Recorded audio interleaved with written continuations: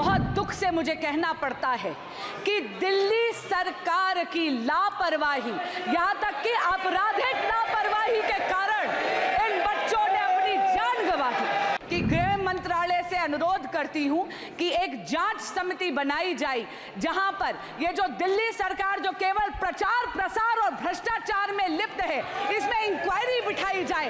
दिल्ली की नालों की सफाई क्यों नहीं करी जाए? दिल्ली जल बोर्ड चरमराती हुई व्यवस्था में क्यों है?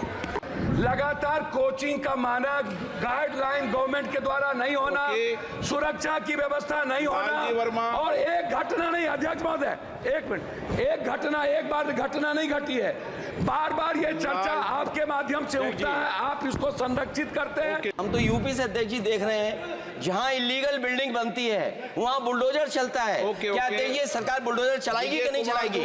दूसरी बांसुरी स्वराज जो इनके इलाके का विषय है दिल्ली वाला, मैं बोल।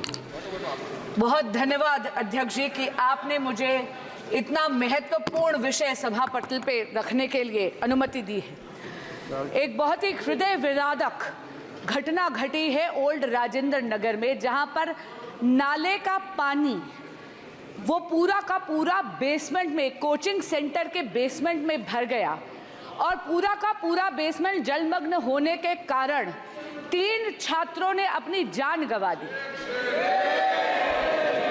ये बच्चे तेलंगाना, उत्तर प्रदेश और केरल से आए थे। अध्यक्ष जी, ये दिल्ली में आईएएस एग्जामिनेशन की तैयारी करने के लिए आए थे, अपना भविष्य उज्जवल करने के लिए आए थे, लेकिन बहुत दुख से मुझे कहना पड़ता है कि दिल्ली सरकार की लापरवाही, यहाँ तक कि आपराधिक लापरवाही के कारण इन बच्चों ने अपनी जान गंवा दी। अध्यक्ष जी, the cause of death of these 3 students is the utter and absolute apathy of the Aam Aadmi Party ruling dispensation in Delhi. The criminal negligence of the ruling dispensation of the Aam Aadmi Party in Delhi has caused the death of these 3 students. एक दशक से आम आदमी party Delhi में सत्ता भोग रही है, लेकिन दिल्ली वासियों के लिए कोई काम नहीं कर रही। अध्यक्ष जी, पिछले 2 सालों से नगर निगम यानी एमसीडी भी दिल्ली सरकार के नियंत्रण में है, दिल्ली जल बोर्ड दिल्ली सरकार के नियंत्रण में है, ड्रेनेज की सफाई दिल्ली सरकार के नियंत्रण में है, लेकिन इन्होंने ना अपग्रेडेशन करी है, ना डिसिल्टिंग करी है नालों की। एक बहुत इंपॉर्टेंट बात इसमें कहना चाहूंगी, ओल्ड राजेंद्र नगर में जो हुआ 22 जुलाई 24 जुलाई 2 दिन से लगातार वहां के स्थानीय विधायक, वहां के स्थानीय पार्षद, वहां के अधिकारियों को लगातार स्थानीय निवासी इसकी शिकायत कर रहे थे।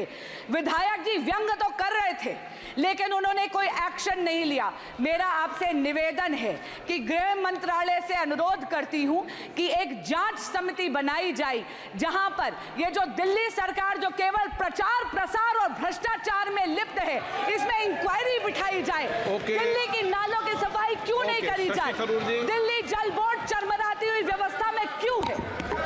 Sir, I have just visited the hospital. I've just visited the hospital and met with the uncle of the boy from Kerala who unfortunately lost his life on the weekend, sir. It's a shocking situation, and I have to say that when you have a brilliant student, all the dreams of serving the nation through taking the UPSC exam have been shattered, and the hopes of the family have been shattered, sir. This is a matter which obviously calls for compensation, but no compensation can be enough for the tragic loss of life of a young man cut short in his prime, sir. Now, there are a number of serious issues that need to be addressed, as the previous speaker has pointed out. There is, sadly, a level of violations of basic norms when it comes to building codes, fire safety, flood safety, and so on. That is rampant in the city. The corporation also has responsibility on this. So wait, I have seen in the hands of a journalist a certificate of clearance issued on the 9th of July, sir, by the corporation, allowing these people to do what they're doing, saying they're in compliance. Now, this kind of thing will have to be corrected, sir. At the same time, drains have to be cleaned. They're choked and clogged. Sir, let me just finish. The most important issue, and I say this on behalf of the family also, is to prevent such future tragedies. For this, there has to be a comprehensive inquiry, but there also has to be very specific steps taken to ensure that no other parents coming to our national capital from various parts of the country suffer this kind of loss and tragedy.